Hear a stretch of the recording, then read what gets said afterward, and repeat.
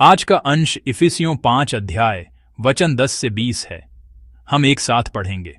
और यह परखो कि प्रभु को क्या भाता है, अंधकार के निष्फल कामों में सहभागी न हो, वरन उन पर उलाहना दो, क्योंकि उनके गुप्त कामों की चर्चा भी लज्जा की बात है। पर जितने कामों पर उलाहना दिया जाता है वे सब ज्योति से प्रकट होते हैं, क्योंकि जो सब कुछ को प्रकट करता है वह ज्योति है। इस कारण वह कहता है, हे सोने वाले, जाग और मुर्दों में से जी उठ, तो मसीह की ज्योति तुझ पर चमकेगी। इसलिए ध्यान से देखो कि कैसी चाल चलते हो, निर्बुद्धियों के समान नहीं, पर बुद्धिमानों के समान चलो। अवसर को बहुमूल्य समझो, क्योंकि दिन बुरे हैं। इस कारण निर्बुद्धि न हो, पर ध्यान से समझो कि प्रभु की इच्छा क्या है। दाखरस से मतवाले न बनो, क्योंकि इससे लुचपन होता है, पर आत्मा से परिपूर्ण होते जाओ और आपस में भजन और स्तुति गान और आत्मिक गीत गाया करो, और अपने अपने मन में प्रभु के सामने गाते और कीर्तन करते रहो। और सदा सब बातों के लिए हमारे प्रभु यीशु मसीह के नाम से परमेश्वर पिता का धन्यवाद करते रहो। आमीन। हम प्रेरित पौलुस द्वारा इफिसियों को लिखे गए पत्र के समापन भाग पर एक साथ मनन कर रहे हैं। मसीही वे लोग हैं जिनकी पहचान और स्थिति पूरी तरह से और हमेशा के लिए बदल गई है, क्योंकि उन्हें परमेश्वर के उस अनुग्रह और प्रेम से बचाया गया है जो यीशु मसीह में सबसे स्पष्ट रूप से प्रकट हुआ। वे परमेश्वर के शत्रु से परमेश्वर की संतान और पाप तथा अंधकार के अधिकार में कराहते दासों से स्वतंत्र होकर ज्योति की संतान बन गए हैं। इसलिए पौलुस, जिसने यह सुसमाचार सुनाया कि मसीही यीशु मसीह के पुण्य के कारण पाप से मुक्त हैं, यहीं पर अपना पत्र समाप्त नहीं करता है। जैसा कि हमने कल एक साथ मनन किया था, वह स्पष्ट रूप से यह भी प्रस्तुत करता है कि एक मसीही को, जो परमेश्वर का प्रिय और ज्योति की संतान बन गया है, आगे कैसे जीना चाहिए। एक मसीही को अपने पुराने जीवन से अलग परमेश्वर के भले कामों को पूरा करते हुए जीना चाहिए। उन्हें परमेश्वर का अनुकरण करना चाहिए और मसीह के प्रेम के स्वरूप में ढलना चाहिए। चूंकि वे ज्योति की संतान बन गए हैं, इसलिए उन्हें ज्योति की संतान के समान ही चलना चाहिए। आइए हम अनुग्रह प्राप्त लोगों के रूप में, ज्योति की संतानों के रूप में पवित्रता में जिए।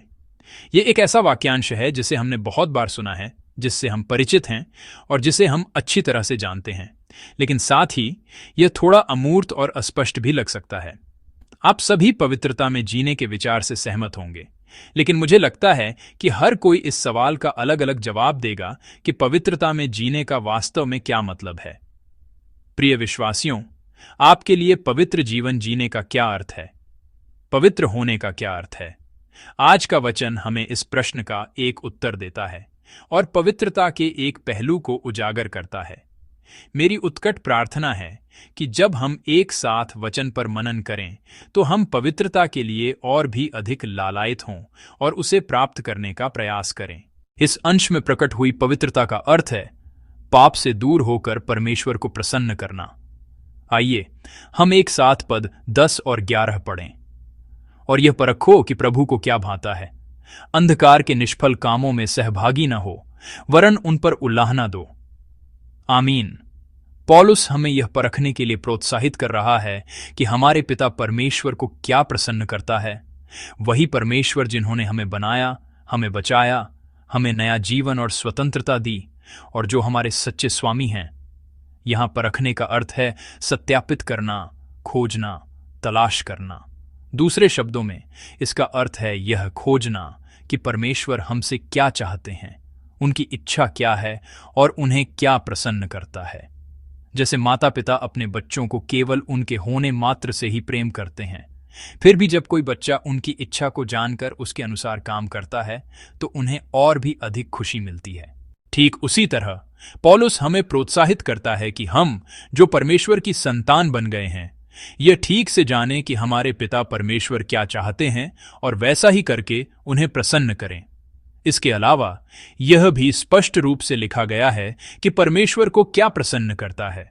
वह यह है कि हम अंधकार के निष्फल कामों में भाग न लें, बल्कि उन पर उलाहना दें। बाइबल में कई जगहों पर बताया गया है कि अंधकार के काम क्या हैं, लेकिन इफिसियों की पत्री के उस भाग में जिस पर हमने कल मनन किया था, व्यभिचार, अशुद्धता, लोभ, अश्लीलता, मूर्खतापूर्ण बातें, ठट्ठा और मूर्ति पूजा जैसे कामों का उल्लेख है। ये वैसा ही है जैसा हमने कुछ सप्ताह पहले गलातियों की पत्री में सुना था कि शरीर के लिए न जिए और नाशमान बातों को न बोए। ऐसे कार्य जो पाप से भरे दुष्ट हृदय से उत्पन्न होते हैं कभी भी ऐसे अच्छे फल नहीं ला सकते जो परमेश्वर को प्रसन्न करें। ये बातें केवल मृत्यु का फल उत्पन्न करती हैं, ऐसे फल जिन्हें फल कहना भी शर्मनाक है और जो जल्द ही मिट जाएंगे। परमेश्वर को प्रसन्न करने के बजाय वे केवल चिंता, दुख और उनके पवित्र क्रोध को भड़काते हैं। इसलिए पौलुस विश्वासियों से दृढ़ता से आग्रह करता है कि वे इन कामों में भाग न लें जिनके बारे में बात करना भी शर्मनाक है, और उन लोगों के साथी न बने जो ये काम करते हैं। लेकिन यहाँ एक और वाक्यांश है जिस पर हमें ध्यान देना चाहिए, वह है उलाहना दो। इसका अर्थ है प्रकाश में लाना, उजागर करना। दूसरे शब्दों में पौलुस कह रहा है कि विश्वासियों को केवल उन कामों से दूर रहने से ही संतुष्ट नहीं होना चाहिए जो परमेश्वर को दुखी और क्रोधित करते हैं, बल्कि उन्हें हस्तक्षेप भी करना चाहिए। उन्हें स्पष्ट रूप से बताना चाहिए कि जो परमेश्वर की दृष्टि में दुष्ट और गलत है वह वास्तव में गलत है। जैसा कि पद 13 में लिखा है, जो कुछ गलत है उसे परमेश्वर के वचन के प्रकाश में उजागर करना और उसे सुधारना ही पवित्रता का सच्चा अर्थ है। यह केवल पाप से दूर रहना मात्र नहीं है। जब हम पवित्रता के बारे में सोचते हैं तो हम अक्सर पाप से पूरी तरह से अलग एक स्थिति की कल्पना करते हैं, मानो एक निर्वात, वैक्यूम या एक निष्फल, पूरी तरह से स्वच्छ और त्रुटिहीन अवस्था। इसलिए हम सोचते हैं कि अपनी पवित्रता बनाए रखने के लिए हमें इस पाप से भरी दुनिया से यथासंभव दूर रहना चाहिए, इससे बचना चाहिए और इसमें कम से कम हस्तक्षेप करना चाहिए, मानो यही जीवन की बुद्धि और परमेश्वर की इच्छा हो। हम अक्सर अपने दैनिक जीवन और दुनिया में इस डर के साथ आगे बढ़ते हैं कि अगर हमारी पवित्रता को पाप का एक छोटा सा टुकड़ा भी छूता है तो यह एक नाजुक कांच की तरह टूट सकता है। लेकिन वास्तव में पवित्रता को इतना नाजुक और अनिश्चित मानने का यह विचार बाइबल के अनुरूप नहीं है। जब परमेश्वर ने इस्राएलियों को मिस्र से छुड़ाया, उनके साथ एक वाचा बांधी और उन्हें अपनी पवित्र प्रजा बनाया, तो उसने उन्हें कहाँ भेजा? परमेश्वर ने इस्राएलियों को किसी स्वच्छ स्थान पर नहीं ले जाया, बल्कि उन्हें पाप से भरे कनान देश में जाने की आज्ञा दी। उन्हें कनान देश में व्याप्त पाप पर विजय पाने की जिम्मेदारी सौंपी गई थी। उन्हें एक प्रकाश स्तंभ की भूमिका निभानी थी ताकि वे सभी राष्ट्रों के सामने यह प्रकट कर सकें कि परमेश्वर के वचन और मार्गदर्शन का पालन करने वाले उनके लोग कितने धन्य और सुंदर हैं, और इस प्रकार अन्य राष्ट्रों को भी परमेश्वर की ओर आकर्षित कर सकें। पवित्र परमेश्वर के पुत्र यीशु मसीह के बारे में क्या? जब यीशु इस पाप से भरी धरती पर आए तो वे इस बात से नहीं हिचकिचाए या डरे कि उनकी पवित्रता कम हो जाएगी या समाप्त हो जाएगी। इसके बजाय उन्होंने अपनी पवित्रता से इस धरती के पाप को उजागर किया और उसे बाहर निकाल दिया। उन्होंने सब कुछ पुनर्स्थापित किया और परमेश्वर के राज्य को प्रकट और स्थापित किया, और उन्होंने अपने शिष्यों को बुलाया और उन्हें ज्योति और नमक की भूमिका सौंपी ताकि वे सभी राष्ट्रों को यह दिखा सकें कि परमेश्वर के राज्य के नागरिक के रूप में जीना कितना गौरवशाली और आनंदमय है, और दूसरों को भी आमंत्रित करें। परमेश्वर ने पौलुस के माध्यम से इफिसुस की कलीसिया के विश्वासियों से और आज हम सब से इसी प्रकार की पवित्रता की मांग की है। यह कोई कमजोर पवित्रता नहीं है जो पाप के संपर्क में आने पर दूषित हो जाए और स्वयं पाप बन जाए, बल्कि यह एक ऐसी सामर्थी पवित्रता है जो पाप पर विजय पाती है, उसे बाहर निकालती है और सब कुछ शुद्ध करती है। जब हम अपना दैनिक जीवन जीते हैं तो ऐसे कई अवसर आते हैं जब हम यह पहचान ही नहीं पाते कि कोई बात पाप है। हमारे दैनिक जीवन और संस्कृति में बहुत सी दुष्टताएं इतनी गहराई से समाई हुई हैं कि उन्हें सामान्य मान लिया जाता है, जैसे परमेश्वर के बजाय किसी और चीज को अधिक महत्व और प्रेम देने वाले मूर्ति पूजक हृदय से उत्पन्न होने वाला लोभ, दूसरों की सफलता या संपत्ति से ईर्ष्या करने और जलने वाला मन, दूसरों की गलतियों को सहन न कर पाना और कानाफूसी, निंदा तथा उपहास भरे शब्दों का उपयोग, और अपने पड़ोसियों के घावों और दर्द के प्रति उदासीन और कठोर बने रहना।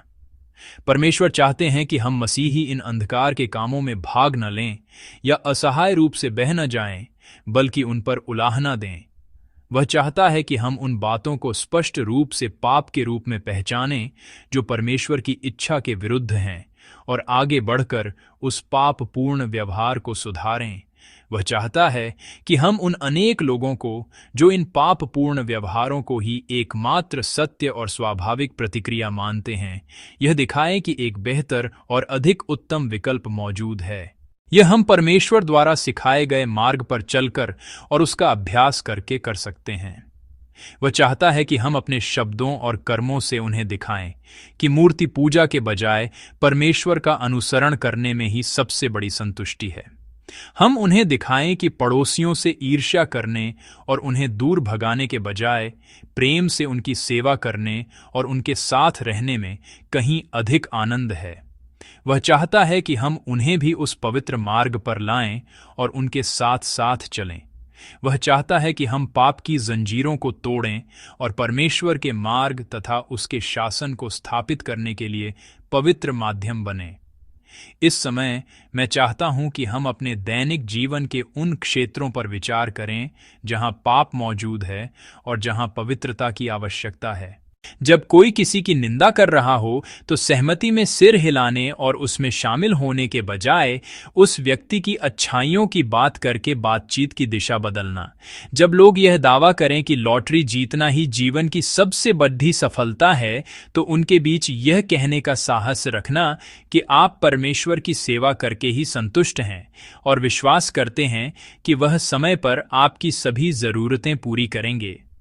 और एक ऐसी दुनिया में जहां छोटी छोटी गलतियों को नज़रअंदाज करने से लोग बड़े बड़े पापों में गिर जाते हैं, वहां यह कहकर भागने के बजाय कि यह मेरा काम नहीं है, साहसपूर्वक उस स्थिति का सामना करना और परमेश्वर का मार्ग प्रस्तुत करना। यही परमेश्वर के पवित्र लोगों का, ज्योति की संतानों का और पद 17 में वर्णित बुद्धिमान व्यक्ति का स्वभाव है, जो परमेश्वर को प्रसन्न करता है। मेरी हार्दिक प्रार्थना है कि हमारा आज का दिन एक ऐसे बुद्धिमान व्यक्ति का दिन हो जो प्रभु की इच्छा को समझता और उसका पालन करता है। तो फिर हम ऐसी पवित्रता कैसे प्राप्त कर सकते हैं? हम पाप में बह जाने या अकेले भागने के बजाय पाप पर विजय पाने और सुधार लाने वाले बुद्धिमान व्यक्ति कैसे बन सकते हैं? पौलुस इसका रहस्य बताता है। आइए हम एक साथ पद 18 से 20 तक पढ़ें। दाखरस से मतवाले न बनो, क्योंकि इससे लुचपन होता है, पर आत्मा से परिपूर्ण होते जाओ और आपस में भजन और स्तुति गान और आत्मिक गीत गाया करो और अपने अपने मन में प्रभु के सामने गाते और कीर्तन करते रहो और सदा सब बातों के लिए हमारे प्रभु यीशु मसीह के नाम से परमेश्वर पिता का धन्यवाद करते रहो। आमीन। हाँ, केवल पवित्र आत्मा से परिपूर्ण होना ही सच्ची पवित्रता प्राप्त करने का एकमात्र रहस्य है। और आत्मा से परिपूर्ण होने का यह अनुभव विशेष रूप से उस स्थान पर होता है जहां भजन, स्तुतिगान और आत्मिक गीत गाए जाते हैं, जहां हमारे प्रभु यीशु मसीह के नाम से परमेश्वर से प्रार्थना की जाती है, अर्थात आराधना के स्थान पर। पवित्र आत्मा जो आराधना के दौरान हमारे बीच उपस्थित होते हैं, हमें परमेश्वर की इच्छा बताते हैं और उस इच्छा को पूरा करने में हमारी सहायता करते हैं। वही हमें एक ऐसा बुद्धिमान जीवन जीने के लिए मार्गदर्शन देते हैं जिसमें हम अच्छे और पवित्र कर्म करते हुए फल लाते हैं और परमेश्वर को प्रसन्न करते हैं। चूंकि आराधना इतनी महत्वपूर्ण है और चूंकि आराधना के दौरान न केवल वचन का प्रचार होता है बल्कि पवित्र आत्मा भी सामर्थ्य से कार्य करता है, हमारी कलीसिया आज से शुक्रवार तक एक विशेष आत्मिक शिविर का आयोजन कर रही है।